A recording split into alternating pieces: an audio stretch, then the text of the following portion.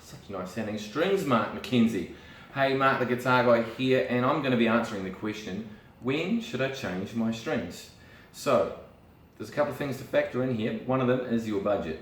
If you have no money, don't go changing those strings. But if you have, in American dollars, maybe more than $10, then maybe you should go and get a new set of strings.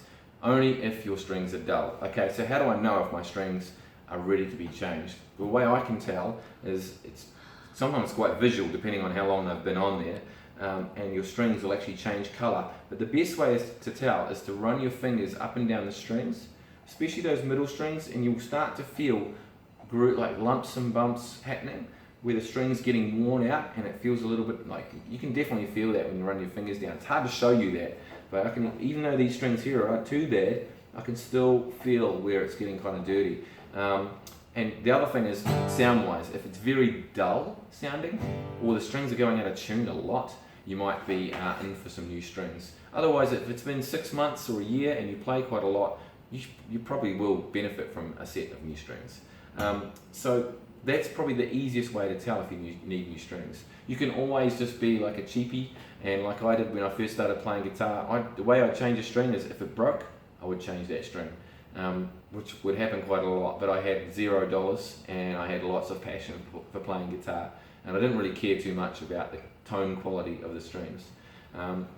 Acoustic guitars, you definitely need to change strings to get a good sound. You want to hear it crisp, you want to hear a chord that rings for a long time. You want all those things to be the case. Clean, new strings will make a huge difference.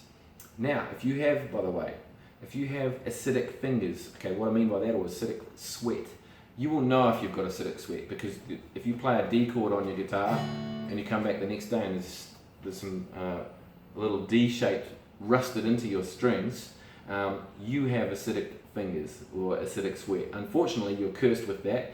You will have to wipe your guitar down at the end of every session. So have a cloth in your case, or buy the guitar somewhere, you can just wipe the guitar down.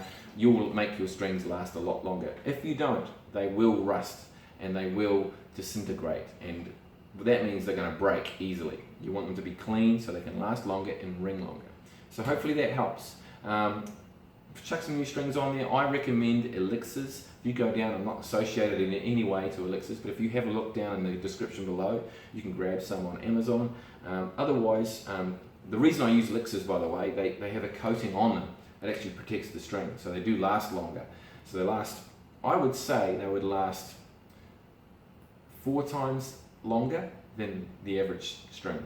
And they cost a little bit more, but they don't cost 4 times more. They cost a little bit more than the other strings. But for me, it's peace of mind. They just last forever, and they sound great for ages. So that's why I use them. So yeah, a little endorsement there, but I recommend you go get them, check them out in the link below. If you like my lessons, if you'd like to catch up with me one-on-one, go to my Facebook page, click all the links below. If you want to go to my Facebook page and click book now, you can have a one-on-one session with me. I would love to meet you if you've got a question for me one-on-one, or you'd like a session so I can help your guitar playing. In the meantime, go strum that guitar, even with your dirty old strings. We'll catch you next time.